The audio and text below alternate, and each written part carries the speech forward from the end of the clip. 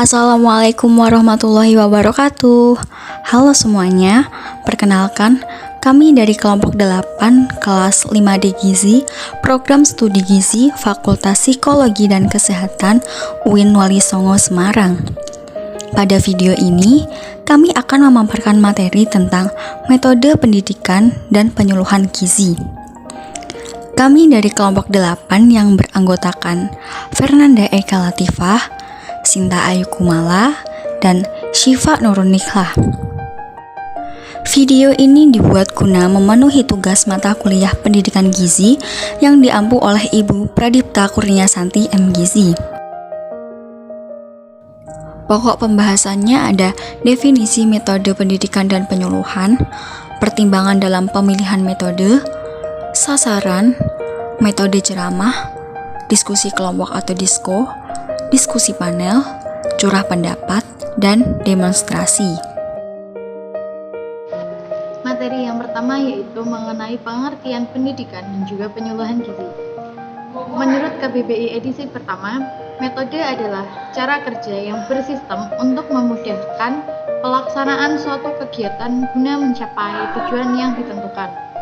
Sedangkan menurut Santoso Kato, metode pendidikan kesehatan adalah setiap cara, teknik, maupun media yang terencana dan diterapkan berdasarkan prinsip-prinsip yang dianut.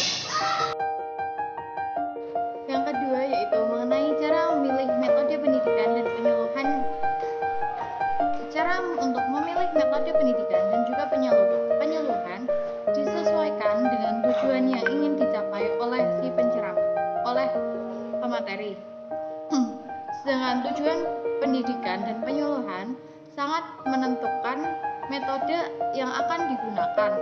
Apakah tujuan dari penyuluhan dan pendidikan ini untuk mengubah pengetahuan, sikap, tingkah laku, atau gabungan dari ketiga hal yang sudah disebutkan di atas.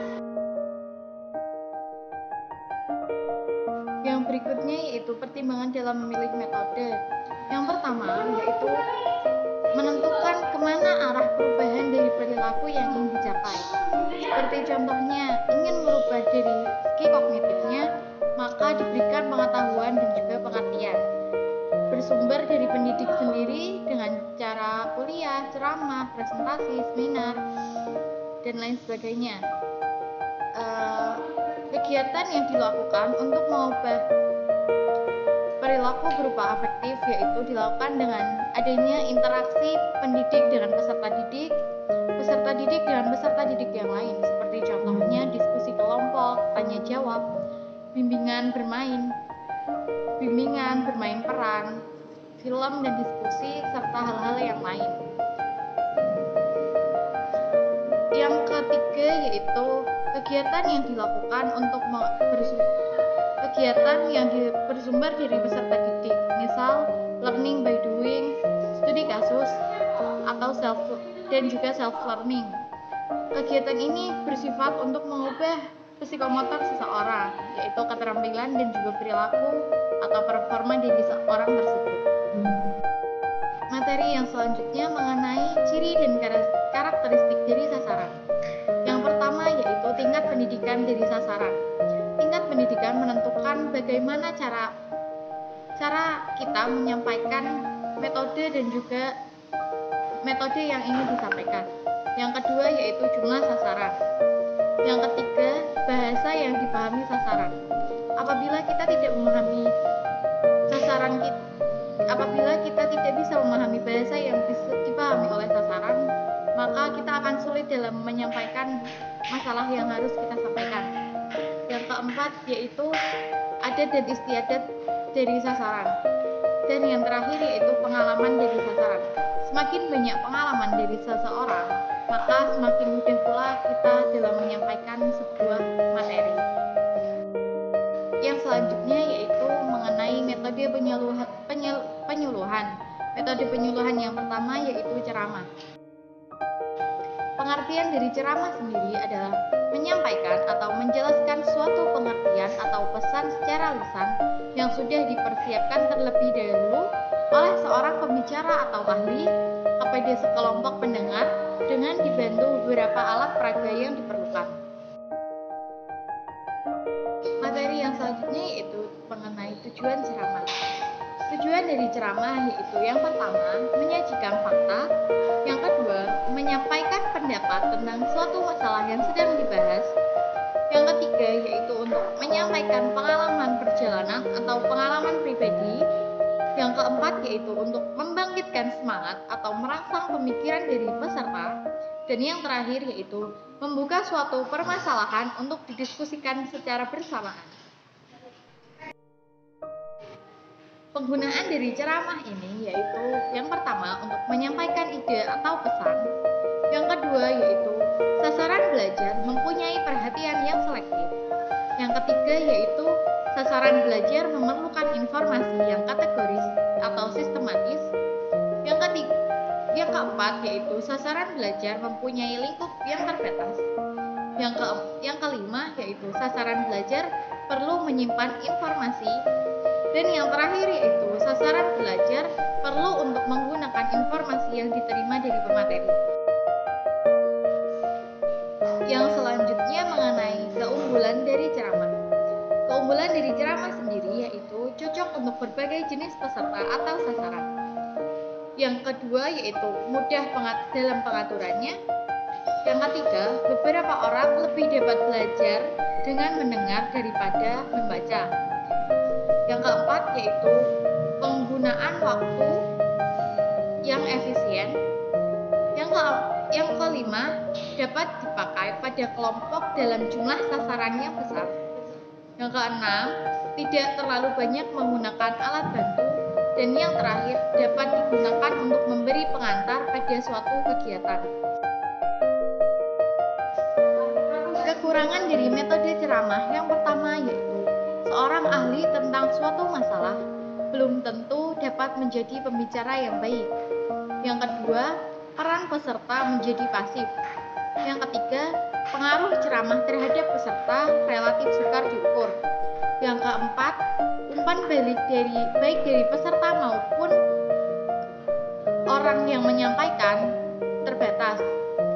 Yang kelima, proses komunikasi hanya berjalan satu arah dan kecil sekali kesempatannya untuk mendapatkan tanggapan, terkecuali apabila dilanjutkan dengan metode diskusi dan juga tanya jawab. Yang keenam, apabila gaya ceramah monoton, maka peserta akan merasa bosan. Yang ketujuh, kurang menarik dan sulit dipakai untuk sasaran anak-anak. Dan yang kedelapan, membatasi daya ingat karena ceramah pada umumnya memakai satu indera yaitu indera pendengar dan kadang-kadang terkadang melibatkan indera penglihatan. Tahap persiapan yang harus dilakukan sebelum memulai ceramah. Yang pertama, menentukan maksud dan tujuan dari ceramah. Yang kedua, menentukan sasaran dari ceramah dan bagaimana ciri-ciri sasaran supaya ditentukan alat peraga yang dipakai untuk membantu dalam menjelaskan. Yang ketiga, mempersiapkan materi dan juga pesan-pesan yang ingin disampaikan. Yang keempat, tidak terlalu banyak aspek yang akan disampaikan supaya penyampaian lebih mendalam. Yang kelima, mempersiapkan alat peraga secara lengkap. Yang keenam, mempersiapkan tempat dan juga fasilitas lain, misalnya tempat duduk, listrik, proyektor, dan lain sebagainya. Yang ketujuh, mempersiapkan undangan atau pemberitahuan kepada sasaran. Dan yang terakhir yaitu, apabila diperlukan, maka kita sebagai pemateri atau penyampai diharapkan untuk menyiapkan bahan bacaan atau handout. Pelaksanaan dalam ceramah. Yang pertama yaitu mulai mengucapkan salam dan memperkenalkan diri. Yang kedua, menjelaskan maksud dan tujuan ceramah serta harapan yang ingin dicapai. Yang ketiga, penjelasan ceramah dilakukan secara sistematis. Yang keempat, suara cukup keras dengan intonasi yang baik sehingga tidak membosankan. Yang kelima, kontak mata dan juga jarak fisik harus diperhatikan. Yang keenam, perlu adanya humor-humor segar supaya peserta tidak bosan. Yang ketujuh, bahasa yang digunakan harus jelas dan juga mudah dimengerti oleh peserta. Yang kedelapan, memelihara suasana pelaksanaan supaya menyenangkan.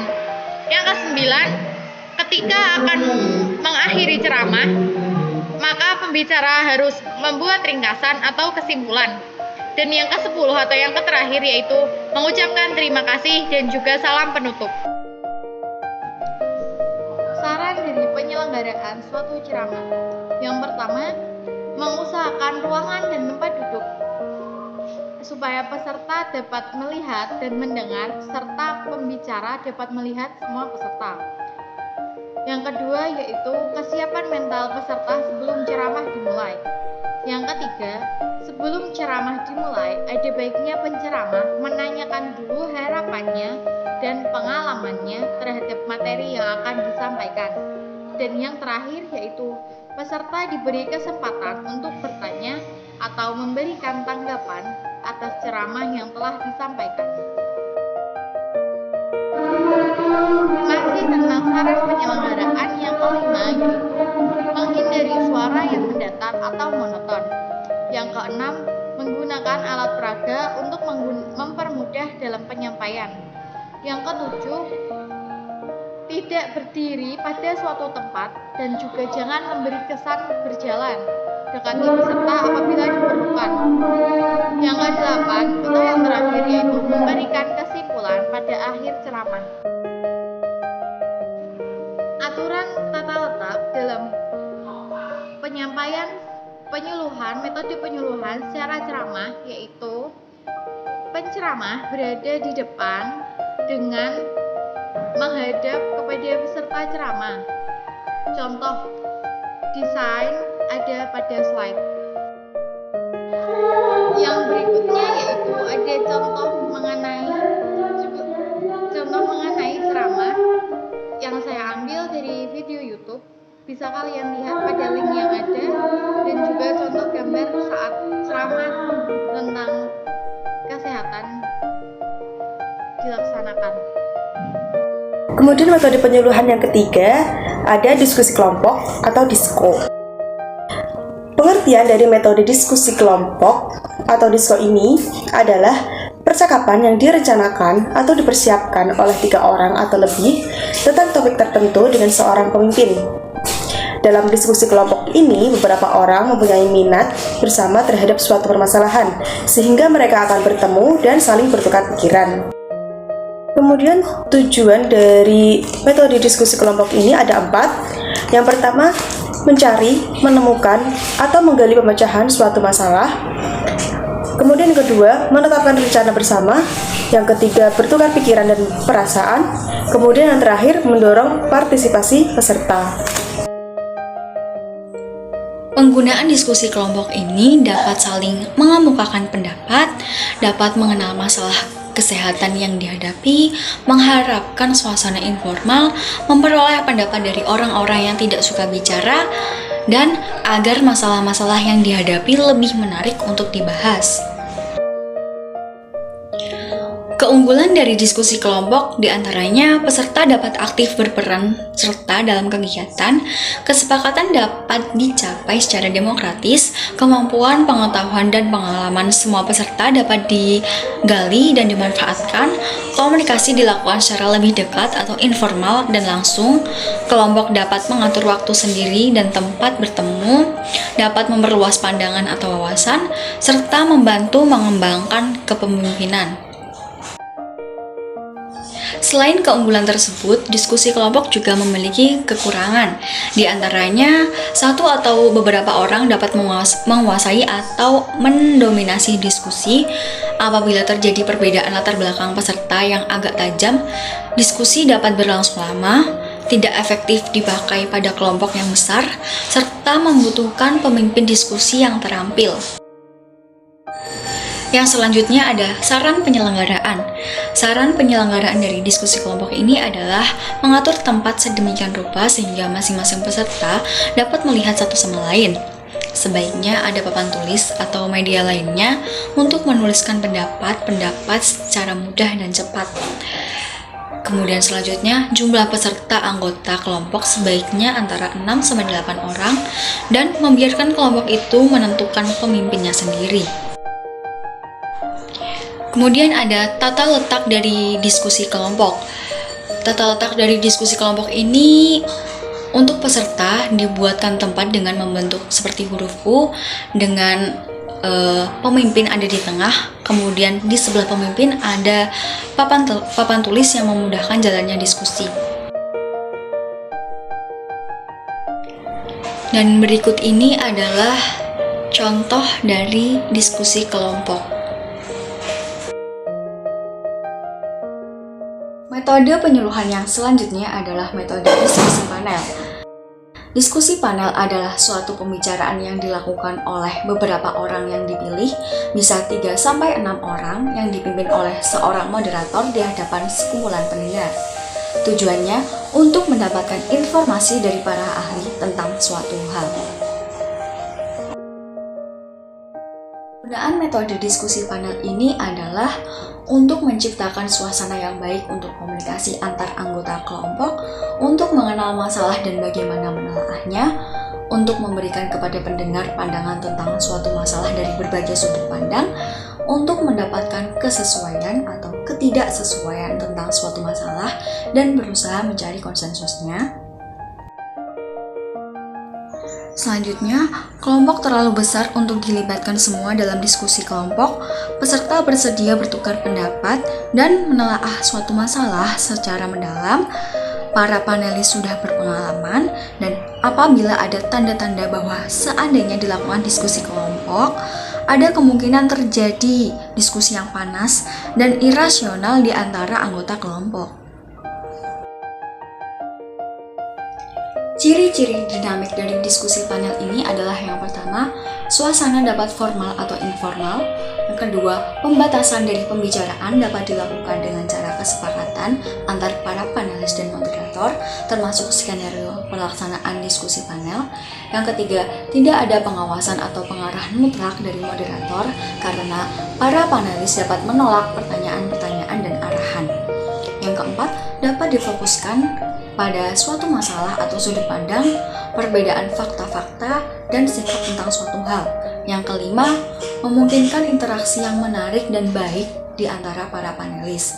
Yang keenam, merangsang minat dan perhatian pendengar terhadap masalah yang dibicarakan karena suasana diskusi yang aktif seperti sanggah menyanggah dan argumentasi dari para panelis.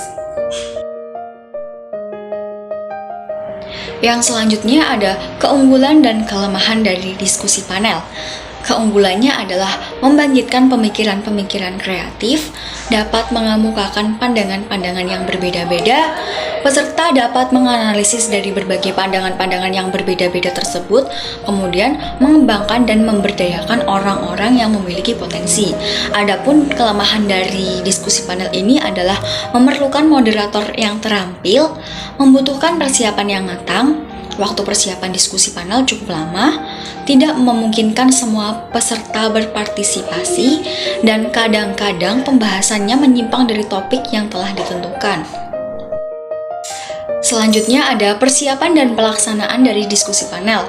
Yang pertama, ketua panitia merencanakan tentang segala sesuatu yang berhubungan dengan diskusi panel dan masalah yang akan dibahas. Yang kedua, menentukan para panelis. Kriteria dari panelis ini adalah seseorang yang menguasai topik yang akan dibahas dan mempunyai pengetahuan dan minat tentang masalah yang akan dibahas nanti. Yang ketiga, menentukan moderator yang memenuhi syarat.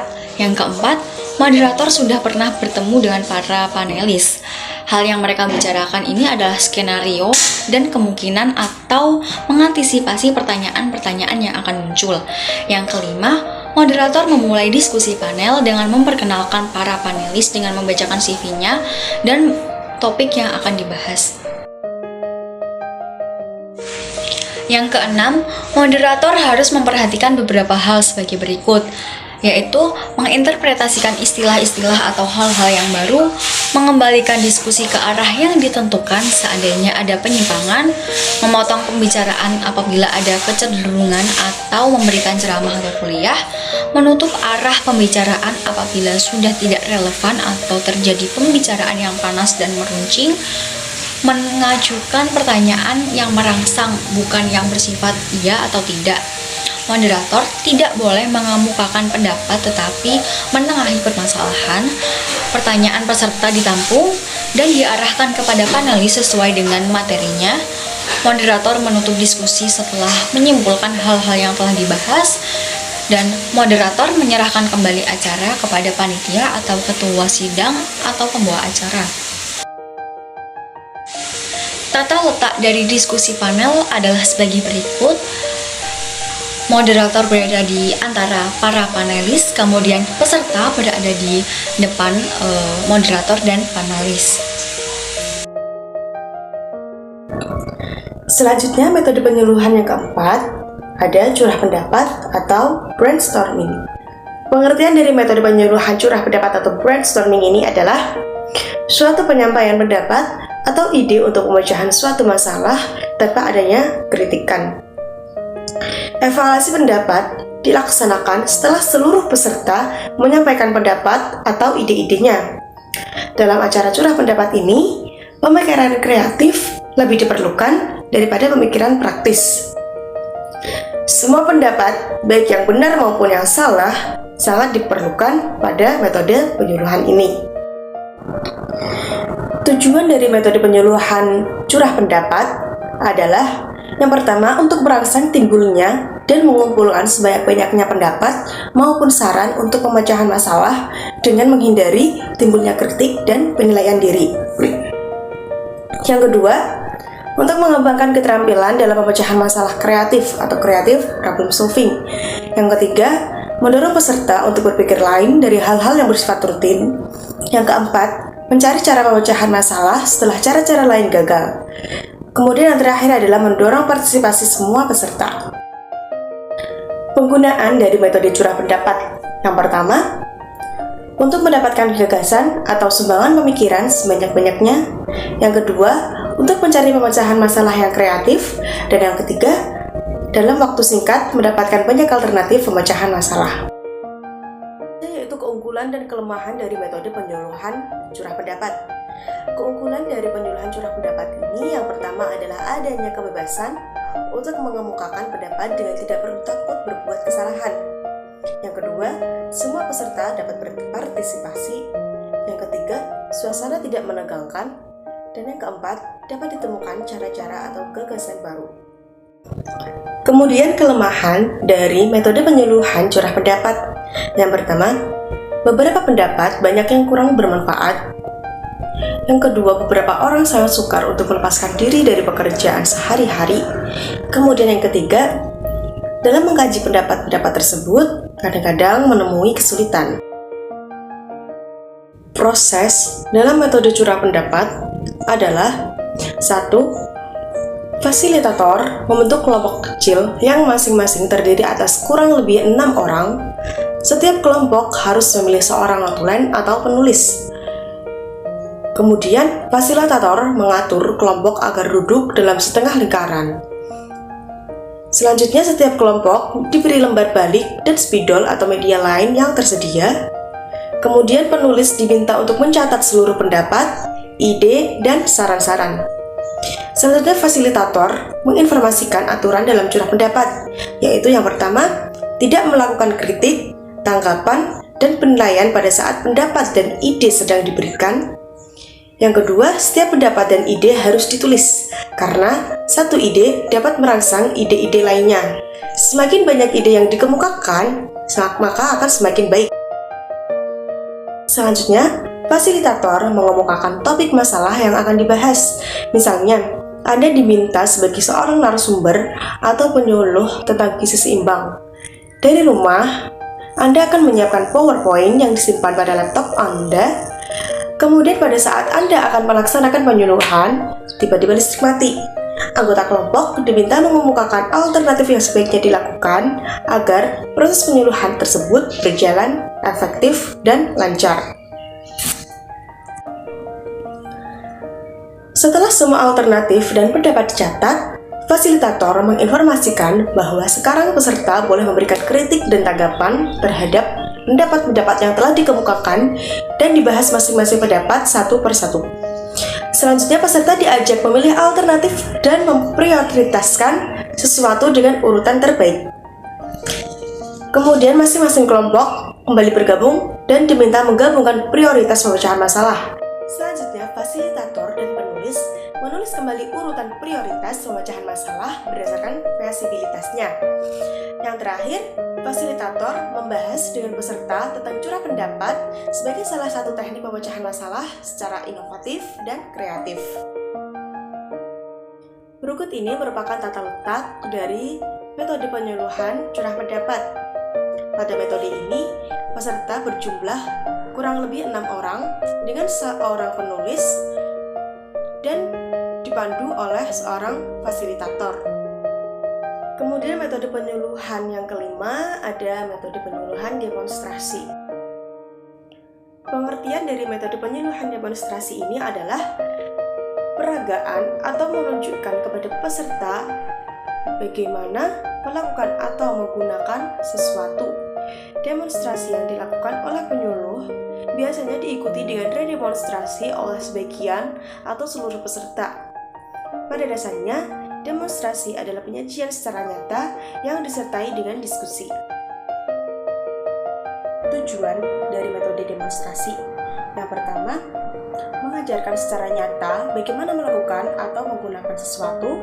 Kemudian yang kedua, yaitu menunjukkan cara-cara atau prosedur dengan teknik-teknik yang baru. Penggunaan dari metode penyuluhan demonstrasi. Metode demonstrasi digunakan apabila mengajarkan prosedur dengan benar. Kemudian apabila tersedia alat peraga atau benda nyata, apabila tersedia tenaga pengajar yang terampil, kemudian untuk membandingkan suatu cara dengan cara yang lain, kemudian untuk mengetahui dan melihat kebenaran sesuatu, terutama proses mengerjakan dan menggunakan sesuatu. Selanjutnya keunggulan dan kekurangan dari metode demonstrasi. Keunggulannya yang pertama, orang biasanya lebih percaya kepada apa yang mereka lihat atau kerjakan daripada apa yang mereka dengar atau baca. Yang kedua, peragaan dapat diulang dan langsung dicoba oleh peserta. Yang ketiga, menggunakan benda nyata atau sesungguhnya. Yang keempat, suasana relatif santai dan menyenangkan. Yang kelima, membuat proses pembelajaran menjadi lebih jelas dan lebih nyata. Kemudian yang keenam, lebih mudah memahami sesuatu. Dan yang ketujuh, menyesuaikan teori dengan kenyataan. Kemudian yang terakhir, peserta dirangsang untuk mengamati secara teliti dan mendetail. Kemudian kelemahannya, yang pertama, memerlukan keterampilan khusus dari penyuluh, alat-alat dan biaya serta tempat belum tentu tersedia, memerlukan persiapan dan perencanaan yang matang. Apabila alat atau benda yang diperagakan termasuk alat berat atau agak rumit atau jumlahnya terbatas, hanya beberapa orang yang mempunyai kesempatan untuk mempraktikkannya. Kemudian apabila bendanya kecil, hanya dapat dilihat secara nyata oleh beberapa orang yang berdekatan dengan pembicara. Yang terakhir, tidak cocok untuk jumlah peserta yang besar. Selanjutnya, saran penyelenggaraan metode demonstrasi. Agar penyelenggaraan metode demonstrasi ini berjalan dengan baik, ada beberapa saran yang perlu diperhatikan. Yaitu yang pertama, tempat penyelenggaraan diatur dengan baik agar peserta dapat melihat, meraba, atau mencobanya baik dengan berdiri maupun duduk. Yang kedua, letakkan alat-alat yang akan dipraktikkan di tempat yang terlihat jelas. Kemudian yang ketiga, memperkenalkan dahulu nama bagian-bagian yang penting dari alat-alat tersebut. Kemudian, beri contoh bagaimana cara memakai atau menggunakannya. Yang keempat, berikan kesempatan kepada peserta sebanyak-banyaknya untuk mencoba apabila perlu dicoba beberapa kali. Yang kelima, Beri komentar atau saran perbaikan apabila mereka mencoba alat-alat atau cara-cara tersebut. Yang keenam, berikan kesempatan kepada peserta untuk mengemukakan pendapat, pertanyaan, atau komentarnya. Dan ini merupakan contoh tata letak dari metode penyuluhan demonstrasi. Jadi di sini alat dan bahan harus terlihat jelas supaya para peserta dapat melihatnya dengan jelas. Terima kasih. Wassalamualaikum warahmatullahi wabarakatuh.